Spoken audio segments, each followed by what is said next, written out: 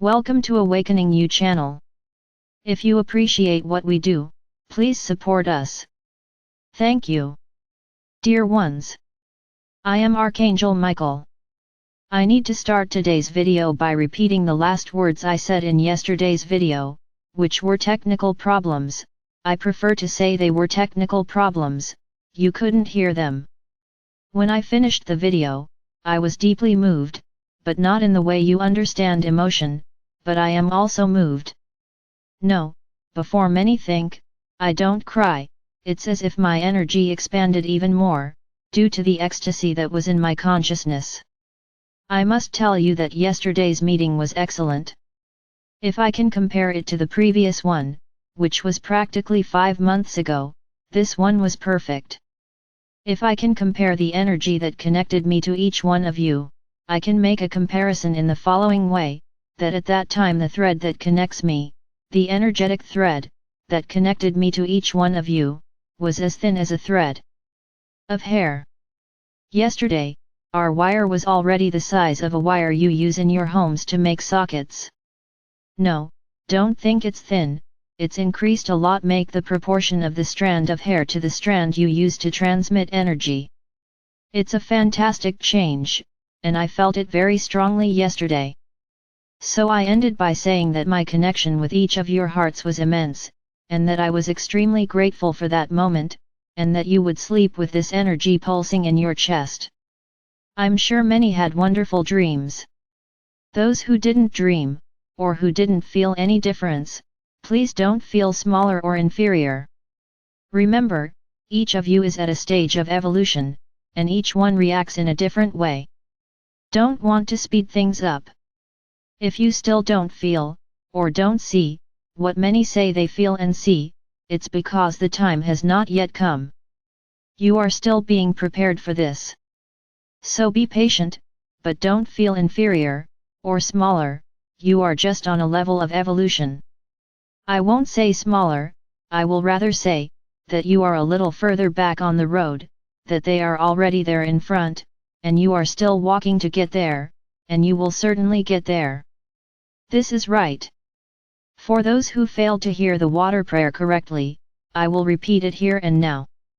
Then you will get a glass of water, and you will say a prayer, and you will only drink it the next day. Attention, it is to be drunk the next day. Then I will repeat the prayer. Before starting, I ask that each of you place your right hand over the water, as my energy will be passing through you. It's a new way for you to realize how powerful you are, my Archangel Michael. May you energize this water, so that I can be freed from any prejudice, fear, or discrimination that I may feel when knowing the truths. May this water, my Archangel Michael, sweep away from my mind any and all prejudices or arrogance that I am the owner of the truth. Ready? This was yesterday's prayer, so no one missed it, it's all there, just repeat it. And before you ask, this is not a procedure, this is not a task, but it's like I've been saying, whoever wants to create the habit, do it. You will be increasingly strengthened, to hear the truths, without being hit, in a stronger way. So continuing our teachings on Sananda. Today I will comment on letter number 2. And as a task, you will have to read letter 3 for tomorrow. So in this letter 2, Sananda, already aware of its importance in bringing the word of our Father or Mother God to everyone, decides to follow his path.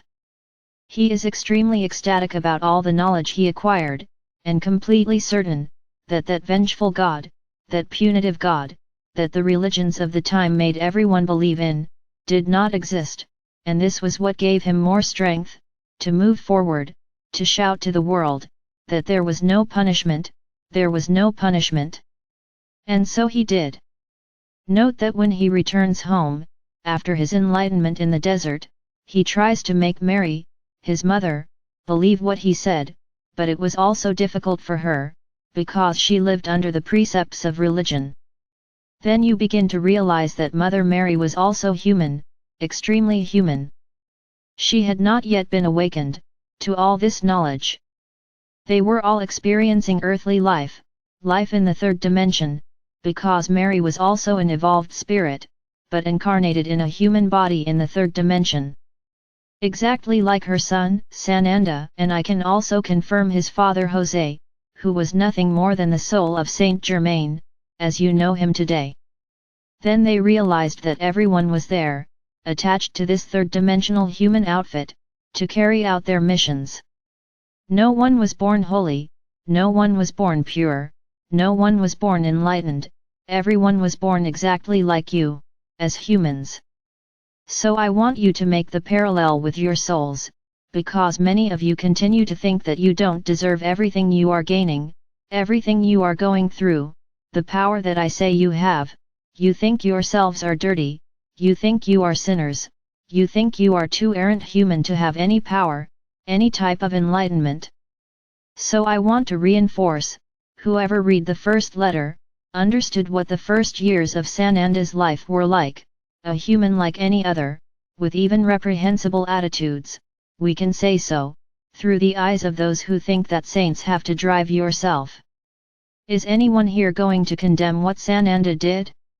Is anyone here going to cast the first stone? Are you going to condemn his actions as a young man? Are you going to condemn his rebellious nature, which made him seek the explanation, the path, exactly as you did, and got here? The vast majority of you were rebellious, never believed in anything, always understood that there was something wrong with this story, and sought the truth, just like him. What is the difference between you and Sananda? As humans, none, no difference. The difference that exists between you is the degree of evolution of your souls, which is obvious, that Sananda's soul is extremely far away, in terms of evolution, from the soul of each one of you. But as humans, you were born, raised, and lived just like Sananda. Then he begins to fulfill his teaching journey, to explain to everyone the power that you all had. He understood that the cure was within everyone's reach, you just needed to believe. He is very clear when he says that you create what you think, what you emanate, that all the problems that exist in humanity were created by you, not by our Father or Mother God as punishment or punishment. Everything you go through today, you planted it. Ah, but we had the dark ones guiding us, for that. Yes, you did, because you had to go through it, because you were, as you like to say, tempted to go through it. And then I ask all of you, why are you here now? Each of you who resonate with what I say, why are you here now? Because you broke with this whole matrix, as you call it, of alienation. You were able to understand that everything was wrong, and that you had to look for another way. And precisely because you made this decision, everything came to you, you got here. Because it was seen in the hearts of each one of you, that it was time for you to awaken, and you are here, as it was with Sananda, in which he went to the river, to be baptized by John the Baptist, and from there, he received all the necessary illumination for his journey, for his preaching. Did he stop being human? No, he didn't. You can see that at times, even after enlightenment, Sananda still fell into the traps of the environment. He became upset, quarrelsome, because he wanted everyone to understand what he was saying. So, my brothers, I say to you, don't try to be perfect, living there in the third dimension, because the environment provokes you at all times, the environment hits you all the time. It would be necessary for you to leave your homes, leave behind all those who do not agree with what you say or do, and go and live together, in a great egregore of love and light. It will be? Would you be able to remain a large group, without fighting, without having those feelings still deeply ingrained within you? Many would miss it, many would want to return, many would rebel, and so on. So my brothers, everything in its own time. Don't try for perfection, because it's not yet time for perfection. But this is what I told you, when you chose to follow this path of seeking the truth, of changing yourself, of transforming yourself, you made a choice, and that choice is being seen by the universe, and you are walking. Remember what I said at the beginning of the video, you had almost no connection with me and today you already have a consistent connection. What this means? It means that you are managing to keep the light in your hearts. Remember, the more light you emanate, the closer we come. So if our connection has become more visible, stronger, what is the reason for that? It's because you are evolving, you are emanating light, even with those little moments, where you step out of line, where you step out of line. What matters is what is in your heart, what matters is your desire, it is what you want. When you say, I want to evolve, this resonates in the universe like a ringing of bells, the angels blow their trumpets, because there is a soul ready to catch that train, even with all the defects she still has, because when you said it there, from the bottom of your heart. That's what I say, there's no point in saying I want to evolve, without feeling, without will, without love, whatever was said. Then no one listens, but if you speak with love, with joy, and during the day you do everything possible, the effort to stay in the light, this is all being counted in your favor.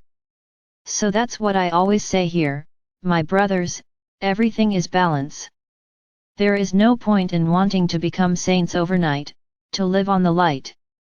Oh no, from now on I won't eat anymore, I'll just pray and live on light. Very well, you will die, your physical body will die, because it is not prepared for it. I already said this here. Some have even taken this test and succeeded. But I advise you not to do it again, because your physical bodies are not prepared to live on light. They need food. You have a human carcass that needs food. This is how our Father or Mother God created you. In this dimension, you need food. So my brothers, everything is balance, do not want to be saints, don't want to stop doing everything at once. You have a habit of dieting, the most absurd possible, there's a moon diet, there's an apple diet, there's a diet of that other, and then you start excited, you start, and it takes a week, and you're already feeling horrible, nervous, angry, ready to go off on everyone. I don't know why I'm like this. I don't know either. And then you end up abandoning it. Why? Because there was no balance. Everything has to be balanced, even in the diet. Suppressing is not the way, you can suppress it little by little, so that your brain understands that at each moment it will receive a little less of that, and it gets used to it, and then when you get used to it, you will look at it and it will say, I no longer have the slightest desire. Now if you take it out at once, the day will come when you will eat. How much of that? I don't even know how to measure it, because you are so hungry for that thing, that you haven't eaten in so long, that you won't have a limit. So my brothers, everything is balance. Many here are stopping eating animal meat. Perfect, it's an excellent decision, but from today onwards, I won't eat any more. I already told you this, take it out little by little, find replacements. It's not just stopping eating because you'll get sick, you have to find something to replace it. I no longer eat animal meat, but I eat a lot of vegetables, I eat a lot of vegetables, I eat a lot of fruits, I eat a lot of nuts, so that you replace all the protein, fat, that came from that meat. How did you replace the meat? They just stopped eating. No, my brothers, you will get sick, not in the short term, but in the long term, you will get sick, due to the lack of what was there, because your bodies have already gotten used to it. So there has to be a balance, gradually removing and replacing, creating new habits. I don't eat steak anymore. But you eat a handful of grains that have protein, you just replace it, perfect, your body will be fed. So my brothers, be careful with the decisions you make, everything is about balance. So what can I say to you, that Sananda started down this road, and went through all the attacks that you also go through today. He got to the point where they wanted to kill him. I'm not going to say this is happening to you, but there are those radicals, everywhere. So realize that the new, that which is enlightened, is never accepted at first, is never accepted easily, and when Sananda was told that it would take millennia for his word to be understood, he felt discouraged. As if I know everything here now, how will it take millennia? And that's exactly what happened. 2 millennia passed, for his words to be echoed, with total truth, in the correct way. Not in the way it was passed down in religious books. Everything has its time, my brothers. Sananda was not brought to this planet for nothing. Sananda came to sow love, unity among men. I can say that even through crooked lines, through things that were not done by it, Christianity has remained standing until today. The love for Christ, as you call Sananda, continues today. So his words at that time were not in vain, even if they were distorted, they were modified. Why? Because Sananda's love was planted in the hearts of each of you, and it is as if it were a small addendum, to the divine spark of our Father Mother God. So here I am going to separate, Sananda, from the religion Christianity. Sananda was a being of light, in which the spark of his love was planted in the hearts of everyone on earth. And this spark was multiplied over time. So that's why even his words, having been distorted, having been modified, have not lost value. Because his love is in the hearts of each of you. This was placed in each of the souls that were on this planet, and in those that were about to be reincarnated. As the soul is unique, you reincarnate, but the soul continues with his spark, and this love resonates in your heart. Even those who do not follow this religion, who do not consider him, the spark of his love is there, in all souls, without exception. Therefore, he is largely responsible for this entire process that you are going through now. Sananda's love for the souls of this planet is immeasurable, and it is because of this immeasurable love that everything is happening, as it is happening. Thanks to his love, the entire evolution of this planet is happening. So my brothers, what is the moral of the story, of today's video? No one was born a saint, no one was born a saint. People evolve over time, throughout their lives, along their journey. Don't want to be perfect. Seek balance. This is the great truth. Always walk in balance. Walk in the light always, and you will be walking that path, as Sananda walked until he reached the desert. You will also arrive at the moment of your enlightenment, where you will remember where you will live and understand everything. You are on the way to that desert, just like he did. So don't lose strength, don't lose hope, even if the path is dry, difficult, don't lose faith, and don't lose strength, because you will get there. I am Archangel Michael. I'm here exactly to give you the support you need for this journey.